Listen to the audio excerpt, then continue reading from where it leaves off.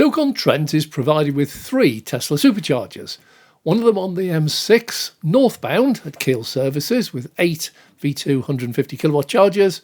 One of them on the southbound side of Keele services with 4 V2 150 kilowatt chargers.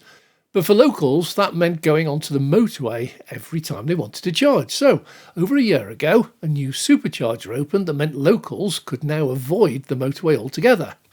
Dave takes it on, visits the Tesla supercharger at Trentham Gardens and discovers something totally new. Well, Trentham Gardens is a huge private park with lakes and walks and woods, and previously has been the venue for the RAC rally. Way back in the 80s and 90s, I attended several of them with things like the Audi Quattro. It has grown over the years and recently has become a designer-type shopping centre, complete with cafes, restaurants and live music venue. There are regular events organised, and the latest one is a fitness one, or you can just take your own leisurely walk. Well, first the chargers.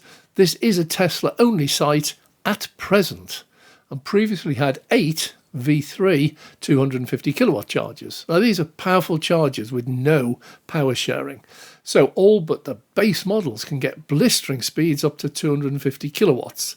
Base models get 175. Despite the speed, the chargers were always very busy. Fast, yeah, turnover was really quick, but very busy.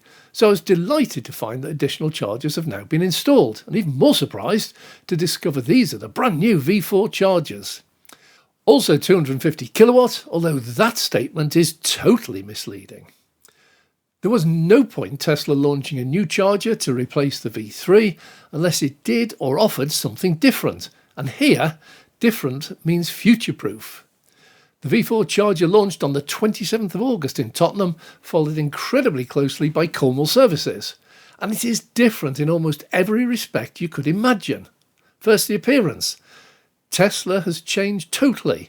The V4s are very much taller, an awful lot thinner, a bit wider, and are now only in black and white, although the illuminated Tesla sign still lights up in red text. Also different is the cable and plug. I have regularly heavily criticised Osprey and Instavolt, amongst others, for having really big, thick, heavy, rigid cables that make charging an actual pain. They hurt. Also, the plugs are huge and heavy. Well, the V4s are equipped with an even thinner cable than the V3s, and a neater, smaller, but just slightly longer, very stylish plug.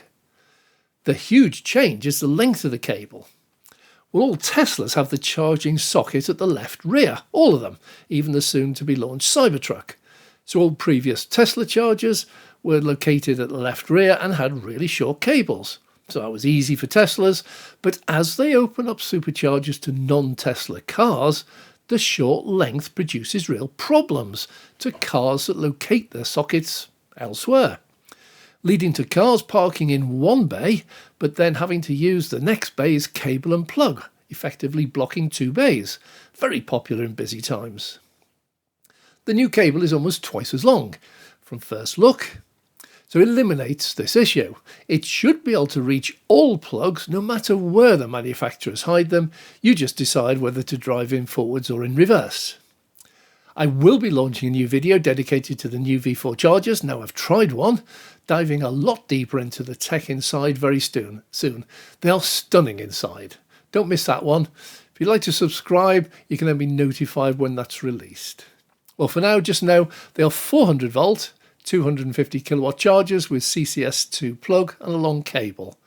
And I know initially that will be a disappointment to Kia and Hyundai and Porsche owners. However, wait for the video to come out. There's a lot more happening. They now also come with a small LCD display screen and contactless payment terminal. Well, Tesla drivers need neither. Our car is linked direct to Tesla and our payment method is stored, so we just plug in to start charging and unplug to finish. The total payment will be deducted automatically before we even leave the supercharger. Well, that's why the screen is useless to us Tesla drivers. Now, I paid 36 pence per kilowatt hour, but the screen said 49p for non-Tesla owners. Now, with longer cables, screens, contactless and now messages, all totally useless to Tesla drivers, but essential to non-Tesla drivers, This is just another indication that these are aimed fair and square at non-Tesla owners. So expect to see this one opened up to all drivers in the very near future. Anyway, for me, connection was simple and charging began in seconds.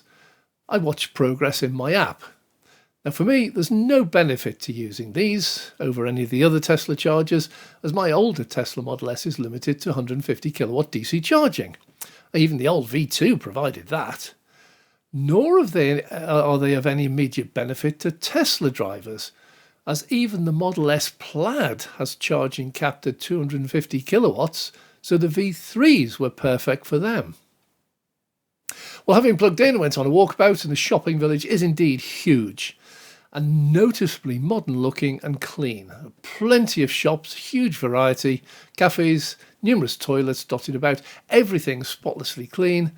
I did arrive early on a really dull and wet day, so it was not very busy, but the car park is absolutely huge, and I am told it does fill up totally.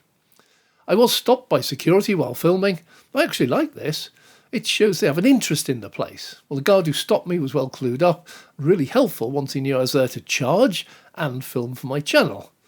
We had a good chat about a number of things. Some of those will be future videos, but one item of interest he mentioned is that there is some resentment by non-EV drivers that we have reserved spaces very close to the shops, toilets and venues. I found that really interesting. I think that's about it. I didn't have time to try all the shops and the cafes, but if you're charging, there is an amazing amount of things you can be doing. Well, I know that because at one point I checked my charging app and discovered I had just 3 minutes left before it reached my preset limit. I quickly returned and moved my car to the general car park to avoid an idle fee or blocking a charging bay. And the idle fee is generally around about £1 a minute.